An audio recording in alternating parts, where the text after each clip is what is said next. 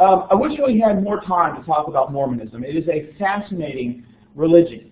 In many respects, Mormons refer to themselves as Christians, but when other Christians would look at their teachings, would look at the Book of Mormon, which is another set of scriptures in addition to the Bible, most people would say, that's not Christianity.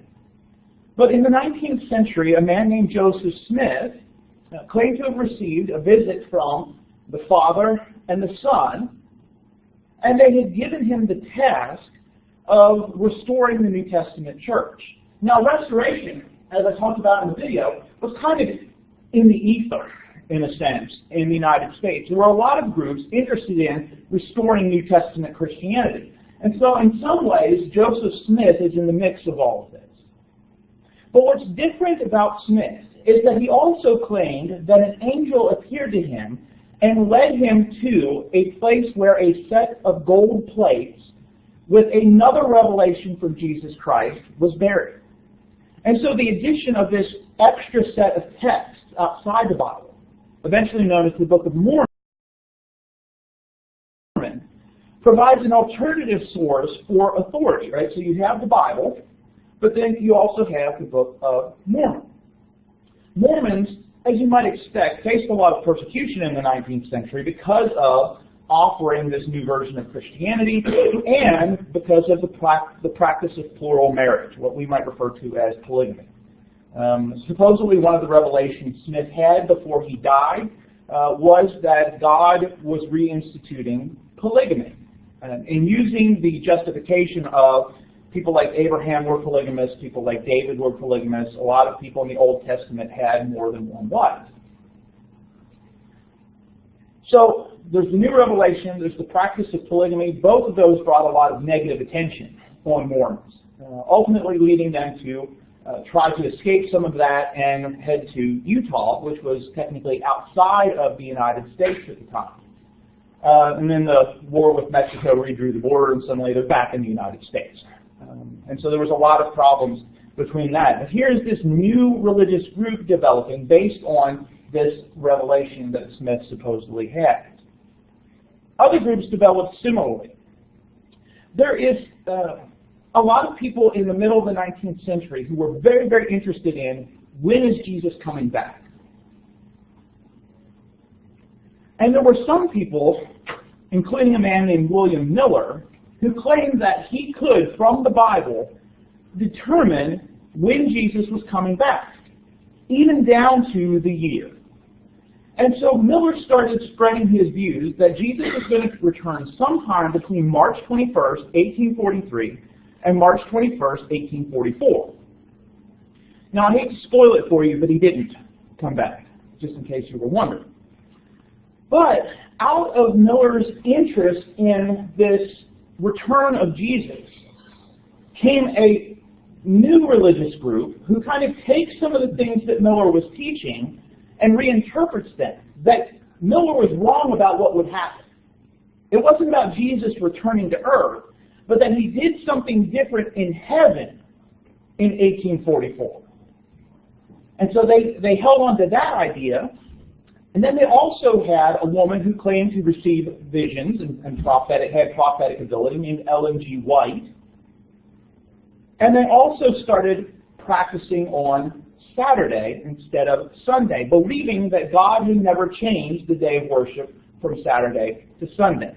And so this group of Seventh-day, right, Saturday, Seventh-day Adventists, Advent meaning the coming of Jesus, right? So Seventh-day Adventists were originally developed around this idea of something to do with the return of Jesus, connecting to the old laws of Moses, and so Seventh-day Adventists are very concerned about what kind of foods they eat. You know, they worship on Saturdays as opposed to Sundays.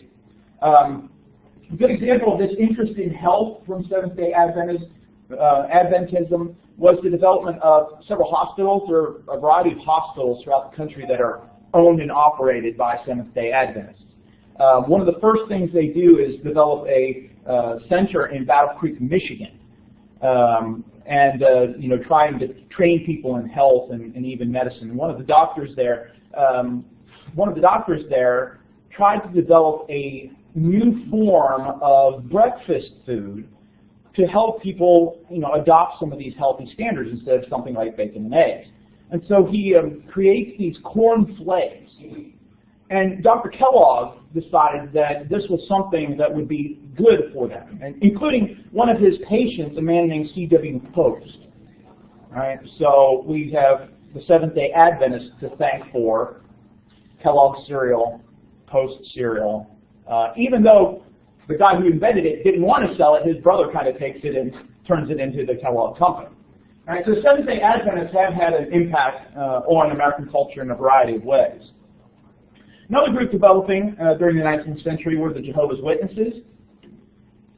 Jehovah's Witnesses bring into this umbrella of Christianity, although they probably would identify themselves like that. Most Christians wouldn't identify Jehovah's Witnesses as Christian either, because they believe that Jesus was a created being and not God eternally. So they would be Unitarian in their view. They just believe that God is one, and that God is known by the personal name Jehovah. And so they would use the name Jehovah exclusively. Jehovah's Witnesses were also a part of this interest in when's Jesus coming back. And in the early years, a lot of leaders tried to date it. Right? 1878 was given as one date. 1914 was given as another date. Eventually, 1975 was given as another date.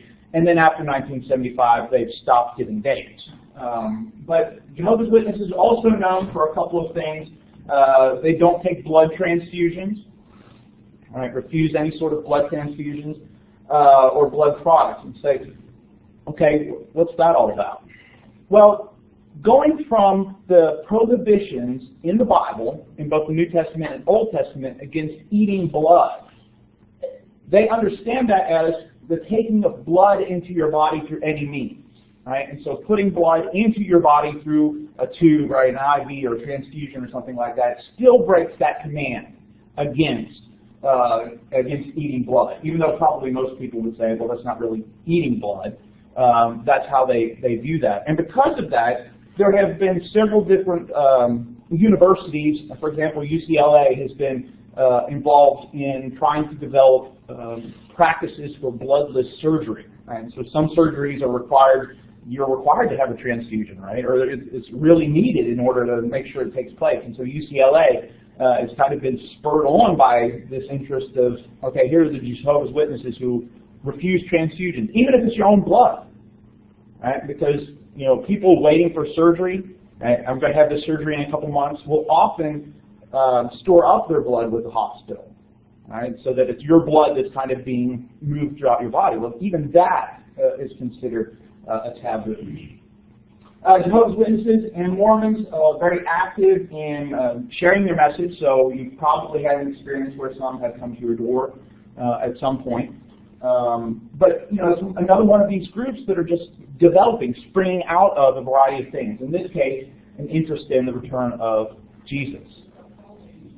When we get to the 20th century, this kind of splitting and all sorts of things continues even more. Right? I mean, when you think about our contemporary situation and just in the United States, of all the different religious groups. And so there's a couple of things that are kind of responsible for this. One is just kind of this speculation people have about different issues. Right? Reading the Bible, oh, that's kind of interesting. Here's all this prophetic literature, what's it about? There's the fact that there are a lot of people who are these very charismatic leaders. Right? There's the Joseph Smiths. There's the Jim Jones in the 1970s, right? Who leads a group of people to South America to escape pressures in the United States, but ultimately convinces 900 people to drink cyanide-laced Kool-Aid and kill themselves. Right? And so you have this charismatic leader that people are just kind of drawn to. And so there's a variety of things that lead to this continual splitting. Some of it is kind of a backlash to modern culture. We've talked before in some of our classes about this development in American and Western culture that has kind of moved away from Christianity and reinterpreted some biblical things, challenged the biblical text. The 1900s, a group of people attempted to push back against that. Wanted to return to the fundamentals of the faith. And so the group fundamentalism was born. Fundamentalists were found in a wide variety of groups. They were in Methodist groups, Baptist groups, Presbyterian groups, and so there's not a specific denomination. But here are these people trying to hold on to a believed Christian past. They're trying to hold on to certain interpretations of the Bible, and with respect to some of the challenges of science and other things. Right? They're trying to hold on to the past in some positive ways, but in some negative ways as well. And out of fundamentalism, you have even more denominations popping up. Because fundamentalists are finding not everybody in their particular congregation, their particular church, their particular denomination wants to hold on. Maybe modern culture is a good thing, they're saying. And so you have all sorts of groups developing out of that. Like the Orthodox Presbyterian Church, a lot of the Bible Baptist churches, other things like that. So you have these new denominations. On the other hand, in the 20th century, you have a lot of people pushing for unity among churches. And so you have the development of the World Council of Churches, the Federal Council of Churches. Among some groups, the National Association of Evangelicals. And so these are groups trying to work across denominational lines for common cause. And that's found in the United States, it's found in Europe and other places as well. So a lot of things connected with that in the 1900s. Toward the end of the 20th century, the beginning of the 21st century, what we're beginning to see, and what's kind of really beginning to bear fruit, is that there are a lot of groups developing that are trying to not be denominations, but are instead kind of developing as a singular church. Now, often they're based in denominations. So one big one out in California, in Orange County, is the Saddleback Church, where Rick Warren is the minister. Its affiliation is the Southern Baptist Church. But they don't really promote it that much. They don't really talk about it that much. It's not on any billboards, it's not on any church signage, anything like that. And it's called Saddleback Church. It's not the Saddleback Baptist Church. And so there are a lot of churches like that which are gaining 2,000, 3,000, 5,000, 10,000 members. And the largest church is Lakewood Church in Houston, where Joel Osteen preaches. You may have heard that name. And so you have the rise of these huge churches, and these very charismatic people. Osteen comes from comes through a form of Christianity known as the prosperity gospel or prosperity theology. Sometimes referred to as name it and claim it. The idea being that God wants to bless your life. And so if you're not seeing a lot of blessings in your life as a Christian, it's because you don't have enough faith. And so you need to trust God in the blessings literally understood in Scripture, and God's going to bless your life. And those prosperity churches are some of the biggest of these mega churches. But you have this quite different experience, in particularly urban areas, where you have these large churches developing towards the end of the 20th century and now in our contemporary period, that don't really have a denominational affiliation up front. Right? This isn't a Methodist church or a Baptist church or a Presbyterian church. But it's just the Lakewood Church, it's the Saddleback Church, it's the Willow Creek Church, or the Journey Church, or other types of names like that are kind of moving away from a denominational affiliation. Which, of course, then leads to an even greater proliferation, right? If you're not attached to a specific denomination, that leads to more and more groups being developed. I know that's been a whirlwind tour over the past 2 days through a lot of this. And in many respects, we haven't talked about all of it. I didn't talk about Pentecostalism, for example. It too develops in the 20th century and then divides as well. So you have the Assemblies of God, you have the Church of God, and then you have African American forms like the Church of God in Christ, which is a Pentecostal branch. Right? So the same kind of thing happening in others as well. So in thinking about this, again, going back to, for an exam, what do I want you to know? Well, for the 20th century, let's say, basically I want you to know there were people that wanted to go back to the basics of the Bible, or to the fundamentals of the Bible, right? Try to work against modern culture. People that wanted to unite across denominational lines, and then the development of megachurches. Right? So just some general things, right? There won't be a question about Joel Osteen or Rick Warren. There won't be a question about Mormonism. Right? So for the 19th century, just the fact that there's the opportunity for all sorts of groups to develop. What questions do you have? Either anything you remember from Monday's lecture or anything for today? At least that we can handle right now. The bigger question, which we don't really, unfortunately, have the time to get into now, and hopefully down the line maybe we'll have the chance to get to. But I think this is, it's looking at this, especially from a historical perspective, we can walk away of, okay, now we've explained where all these denominations come from in a very simplified manner by looking at their origins and their development. But I think the question we do need to ask, especially for ourselves, is, okay, which one of these, if any of them, is the right one? Because I certainly think we could understand all of them can be wrong because, well, we make them up, right? We as human beings make them up, so all of them could be wrong. Are any of them right, however? Now again, we don't really have the time to talk about it now, but one of the questions I want us to think about is, how would you even go about asking or answering that question?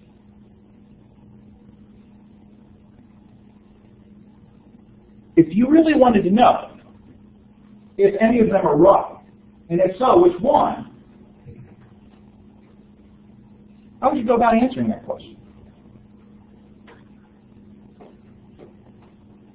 You guys would have to do some research. Okay, yeah, I mean, it's, yeah, it probably need that you would want to definitely investigate some things. But what would qualify something as the right one?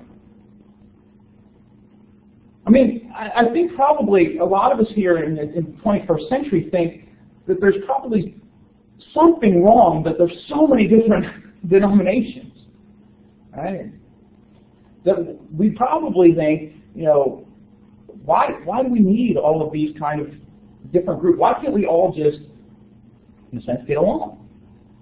And I think that's, I mean, I personally agree with that. You know, why do we need all these different denominations? I understand why people hold on to them, and I understand, you know, the draw of, well, that's what I grew up in, you know, I really like how this worship's done in this place, right? So there's a lot of things that can keep us connected to the churches that we're part of. But how do we go about answering it? Because probably my commitment to the churches of Christ is probably as strong as if you're committed to the Baptist church, the Methodist church, whatever church you're a part of or your family was a part of. So commitment can't be the right answer.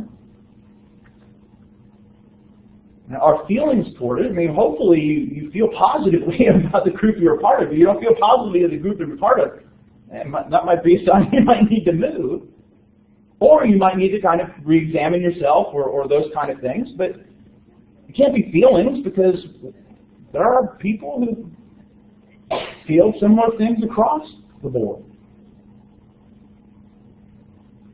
It can't simply be claims of truth either. Well, this group claims to be the right one.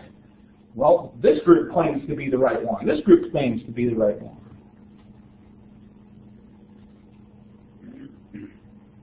And so what kind of criteria do we use? Like I said, hopefully we'll be able to come back to this question, not in a way to kind of look down on any group, but to really just kind of collectively do some searching and talking about it. You know, how have we gotten here in the sense of, can we change it? Can we stop all this division and just unite? Because it's our unity as Christians. And the love that we have for each other as Christians is going to be a better witness toward the non-Christian world around us than, here's another group with a new name. Right? We don't need more groups. We need more unity. We need more love. But how do we get to that is a difficult question.